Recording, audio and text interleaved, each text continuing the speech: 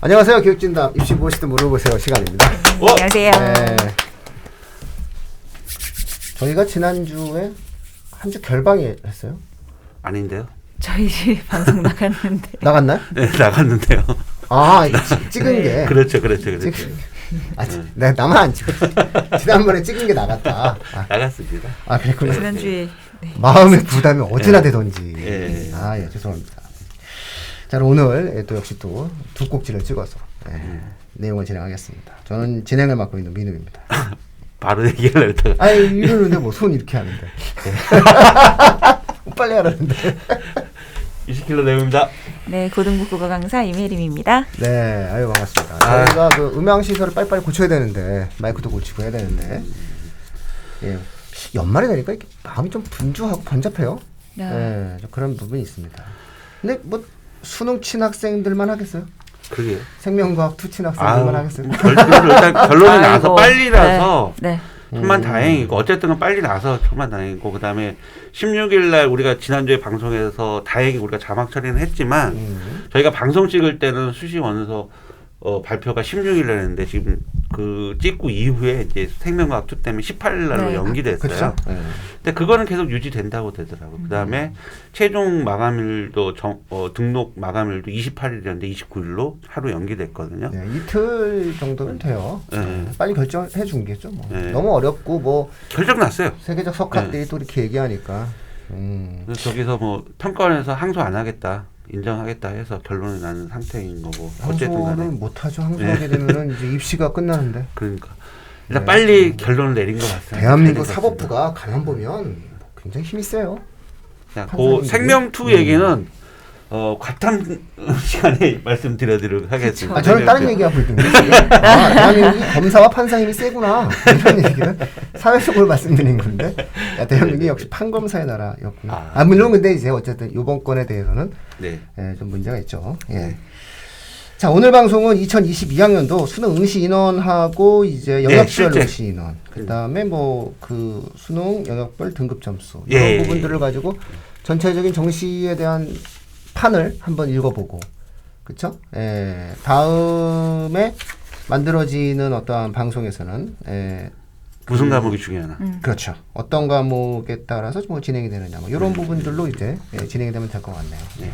저희가 아무래도 지난주 방송 때가 그 발표 나기 전날이었잖아요. 그렇죠. 수능 가채점 점수 상태였잖아요. 전날에 방송을 진행을 했었기 때문에 네. 정시 전략 어떻게 짜야 할지 굉장히 좀 고민이 많으셨을 텐데 간략적인 이야기를 오늘 좀 해보도록 할까요? 네. 알겠습니다. 네, 한번 해보시죠. 네, 제가 먼저 말씀드리면은 정시 때만 되면 할 얘기가 많아요. 근데 되게 조심해야 돼요. 이제는. 맞아요. 지금부터는 제가 항상 방송을 하지만 되게 조심하게 방송을 해야 된다고 항상 매년 이게 마음을 먹고 있으면서도 아는 거 빨리 퍼뜨려주고 싶은데 그것도 또 오류가 있는 것 같아요. 그래서 그런 문제들. 일단 데이터 실제점으로 해서 우리가 수능을 응시하는 원서를 접수하는 상황에서는 50만 명 정도가 수능을 접수했거든요. 그런데 그 50만 명을 가지고 데이터를 내는 건 아니잖아요. 결국 수능을 실제 응시한 아이들 인원이 중요한 거거든요.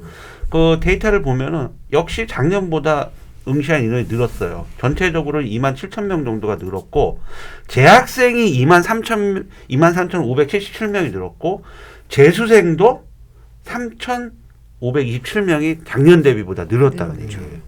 그러니까 재학생이 늘은 거는 인구가 는 거죠. 학생 수가 는 거죠.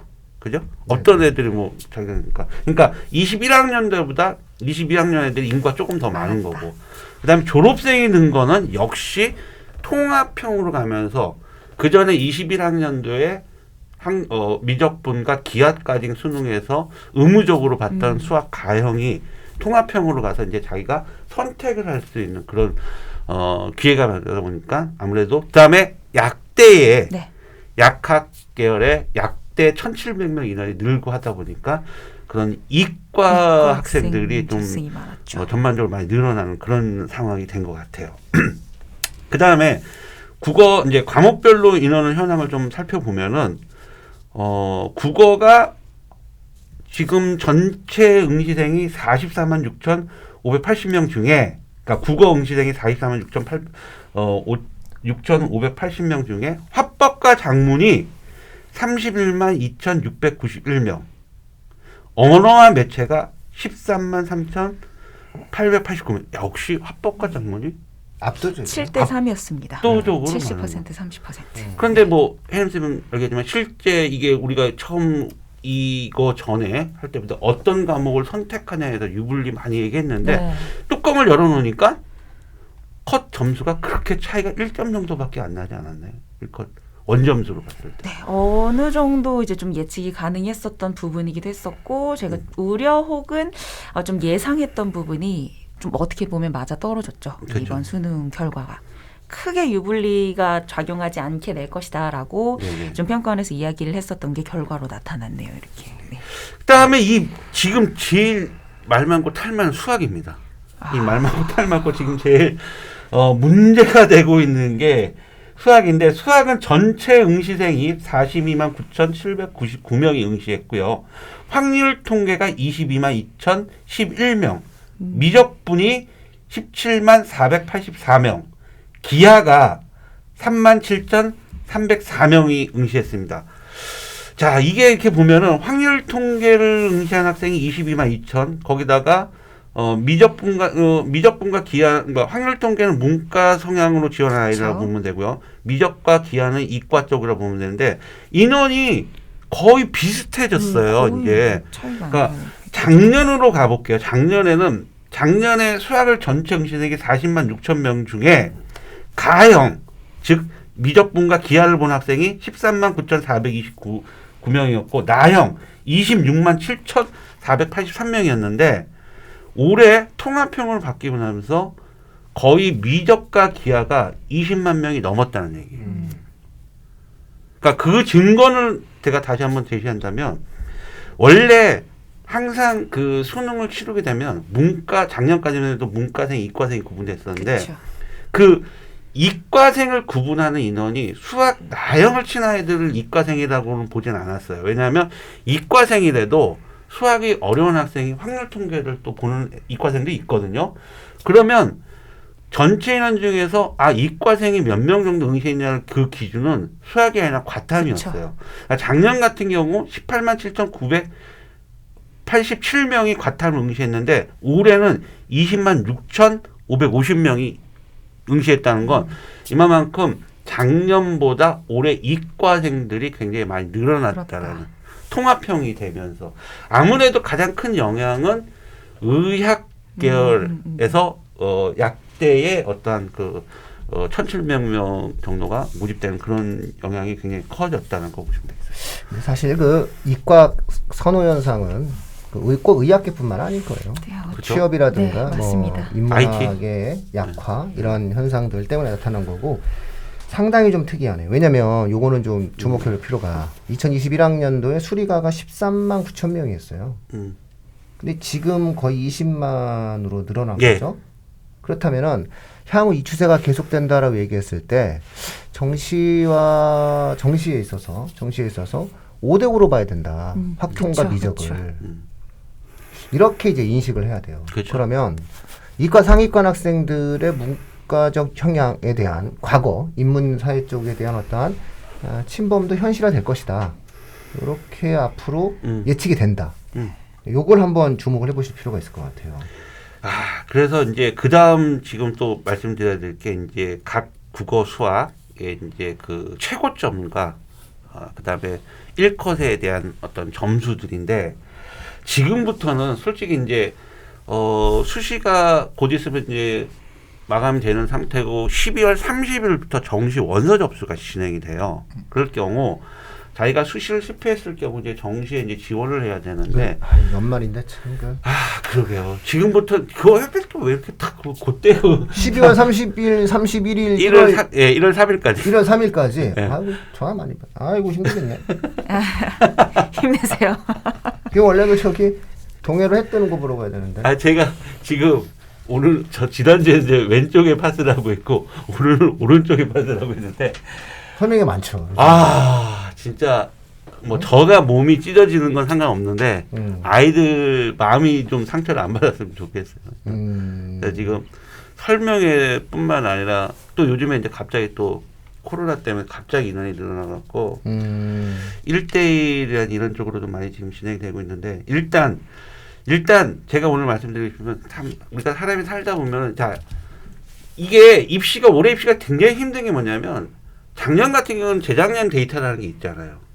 데이터라는 게 있어서 선배들이 어떻게 갖고 점수를 어떻게 갖고 이렇게 데이터를 축출해낼 수 있는데 이제 올해는 처음이란 말이에요.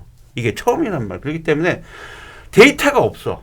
그러면 저는 데이터가 없으면 이거 어떻게 해야 돼?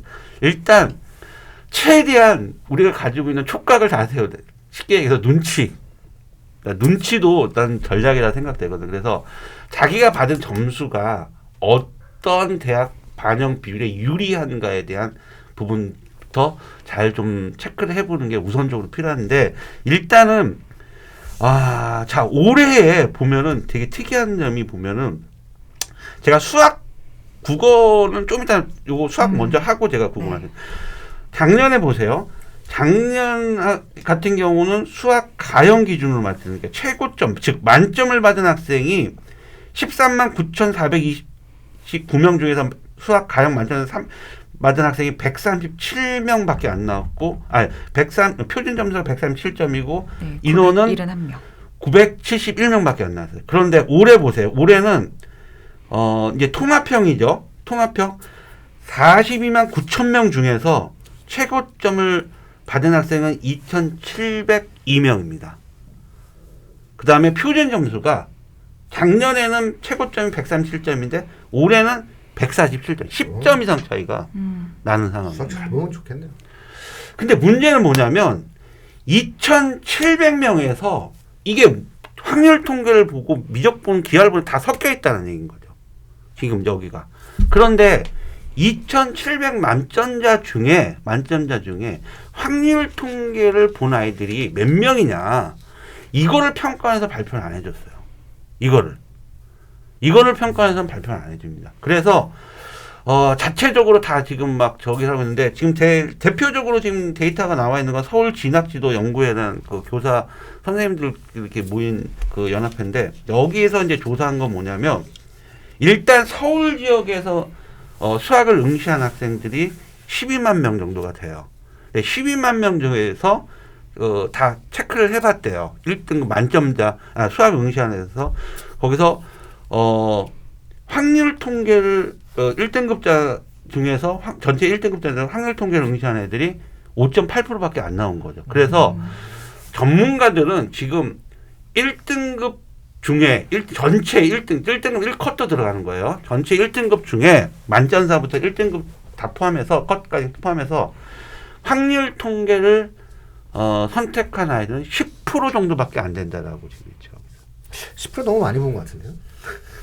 지금 일단 뭐 10% 서울이 5%인데 왜? 지금 5% 서울이 5%도 이거 보고도 더 깜짝 놀랐지만 이렇게 되면은 그러면 본과생들은 거의 1등급이 없다고 봐도 과언이 아니에요. 관계자들 10%는 조금 데이터에 대한 오류가 있을 것 같아요. 왜냐면은 서울에서 10%라고 하는 것은 서울에서 5.8인데 전국적으로 10%가 된다라고 하는 것은 전국적 지방에서 서울을 제외한 수도권과 지방에서 인문계 쪽 학생들이 거의 한 15% 이상이 나와야 되거든요. 확통을 하는. 그렇게 나올 수가 없어요. 그래서 그분들이 어떤 근거로 데이터 추산을 하는지 모르겠는데 10만 명의 데이터의 어떤 기본값을 가지고 우리가 접근한다고 했을 때는 그냥 5.8%로 보는 게 맞아요. 그랬을 때 그 5.8을 보더라도 그 인문계 학생들 같은 경우에는 120명 나온 거야. 150명. 그러니까 수리나가 작년에 1,400명 나왔잖아요. 예. 근데 올해는 한 150명 나온 거니까 만점자가 1,400명. 작년 대비 거의 덜 나왔다. 덜 나온 거죠. 이렇게 지금 생각하시면 될 것 같은데. 6분의 1 정도밖에 안 된다고 지금. 인문계에서는 수리를 1등급을 받고 국어를 1등급을 받으면 천하무적이다. 못 갈 데가 없다. 그럼요. 그렇게 생각하면 되실 것 같아요. 복잡하게 간단히 말씀드리면 문과 학생들한테는 수학이 1등급자가 거의 그냥 없다고 보시면 될까? 없다고 보시면 되고. 시작하면 된다. 시작하면 될 것 같아요. 이과 학생들 상위권한테는 1등급자가 많이 늘었다는 거예요. 많이 늘었네요. 그러면은 이과 최상위 의예과를 지원하는 데서는 이것도 변별력이 없어진다. 수학의 변별력이 없어질 수도 있다는. 그러면 문과 학생들한테 수학이 어려웠다. 그리고 1등급 없다. 그러면 그 다음 중요한 과목이 뭡니까? 국어잖아요. 이과 학생들한테 수학이 1등급이 많이 늘어났다. 변별력이 없어질 수도 있다. 그럼 중요한 과목이 뭡니까? 국어라는 거. 그래서 국어에 대한 점수를 확인을 이렇게 해보니까 야 국어가 딱 국어는 어차피 엄매든 화작이든 간에 뭐 지정된 대학이 없잖아요. 그냥 똑같이 다 지원을 하는 거니까 잠깐 비교를 하면 국어 어렵긴 어려웠었나 봐요. 작년에 최고 만점자가 표준 점수가 144점이고 만점을 받은 학생이 151명이었어요. 그런데 올해는 만점자가 28명밖에 없네요. 이거 이상하네. 어렵긴 어렸었나 봐요. 그리고 표준 점수 최고 만점 표준 점수가 149점. 선생님은 이기는 애들이에요. 그렇죠. 2019학년대 국어 불수능 만점자 표준 점수가 150점이었습니다. 거의 그 수준에 달하는 거고 그다음에 1컷 한번 볼게요. 1컷 국어 1컷 국어 1컷은 표준 점수가 131점. 작년에 올해도 작년 똑같네요. 표준 점수는 똑같네. 그런데 작년 1컷 인원이 18,467명. 올해 1컷 인원이 17,914명. 줄었습니다. 표점은 같은데 인원은 줄었던 거죠. 비슷하네. 500명 정도. 네. 국어 변별성은 작년에 의해서 맞췄다고 봐야 되겠네. 그래 이러한 일들이 발생되는 부분들이 있는데 지금 이과 학생들, 이과 최상위 의학 계열 학생들한테는 일단 수학이 아무래도 이제 작년에 보세요. 13만 9천 명에서 4%. 그러면 5,500밖에 안 돼요. 5,577명. 그런데 올해 같은 경우는 전체에서 4%잖아요. 42만 9천에서 4%가 나오는 거란 말이에요. 그렇기 때문에 일단 인원이 늘기 때문에 4%는 더 는다. 이과 등록을 봤을 때. 그리고 아무래도 아까 수학 1컷에서 문과 학생 확률 통계를 선택한 아이들 비율을 제가 아까 말씀드렸지만 굉장히 굉장히 미미할 정도로 적다. 그러면 대부분이 이과생인데 그러면 이과생들 1컷이 많이 발생됐다라는 얘기. 1등급자들이 많이 발생됐다. 그러면 이거는 의학 계열에서 수능 체제가 보통 1등급들을 많이 요구하거든요. 3개 영역 뭐 합 4 또는 4개 영역 합 5 이렇게 될 때 1등급이 되게 중요한데 그러면 1컷 수능 최저학력 기준을 맞추는 학생들이 많이 또 발생될 수가 있다. 이과 최상위 쪽으로. 결론적으로 이렇게 이걸 정시 지원 전략으로 한번 치환시켜 가지고 또 다음 주에도 또 저희가 방송을 할 거니까 말씀드리면 이과 최상위 학생들의 승부처는 국어다. 이렇게 볼 수 있고요. 문과 최상위 학생들의 승부처는 수학이다. 이렇게 보시면 돼요. 그러니까 이과 최상위 학생들 같은 경우에는 수학의 1등급이 상당히 많은 학생들이 나타나고 있단 말이에요. 근데 1등급 컷의 표점 최고점 차이가 10점밖에 안 나요. 다 맞은 학생과 1등급 커트라인 걸린 학생이 10점 차이예요. 그러니까 사실상 뭐 중간 정도 하게 되면 약 한 5점 정도 이렇게 되는데 국어 같은 경우에는 사실상 1등급 내에서도 점수 차이가 거의 18점 정도가 차이가 나죠. 그렇기 때문에 반영 비율을 차치하고라도 국어에 대한 반영 비율이랑 수학에 대한 반영 비율이 그렇게 결정적 차이가 안 나거든요. 4대 2 정도 되는 학교는 드물어요, 보통. 그렇게 봤을 때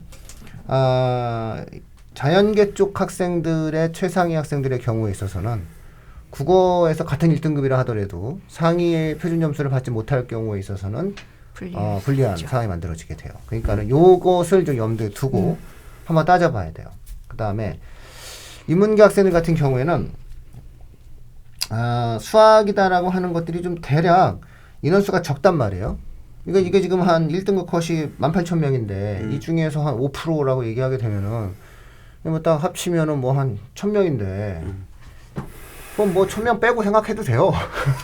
그래서 2등급부터 시작한다. 그래.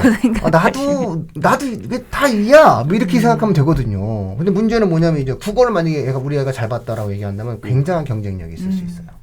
그래서 이런 것들이 이제 정시 때는 고려사항이 될 수 있다. 근데 참고로 말씀드리면 2등급 또 대해서도요. 네. 황철동계 선택자들이 필요 별로 없어요. 이게 3으로부터 시작. 이게 희망이 있어. 그러니까 인문계 입시는 올해 되게 네. 재밌을 수 있어요. 아유, 엄청나게 재밌습니다. 그래서, 근데 또 네. 이과 애들이 또 넘보는 또 저기가 있어서. 과가 있어서. 그러니 그러니 어떻게 해야 된다? 다음 주에 정시 반영 비율을 봐야 된다. 이런 얘기죠. 그렇죠. 네. 다음 주에 이제 네. 저희가 또 방송하는 부분이 네. 이 전체적으로 정시의 중요한 포인트 네네네. 이게 어떤 건지에 대해서 또 방송. 그러면 뭐 다음 주에 정시 영역별 반영 네. 비율, 올해 바뀐 영역별 반영 비율을 보면서 주요 네. 대학 입시의 네. 어떤 변화들에 대한 네. 내용들을 확인하는 그런 시간을 하도록 하겠습니다. 아이, 예, 오늘 감사합니다. 네, 예, 수고하셨습니다. 고맙습니다. 맞습니다.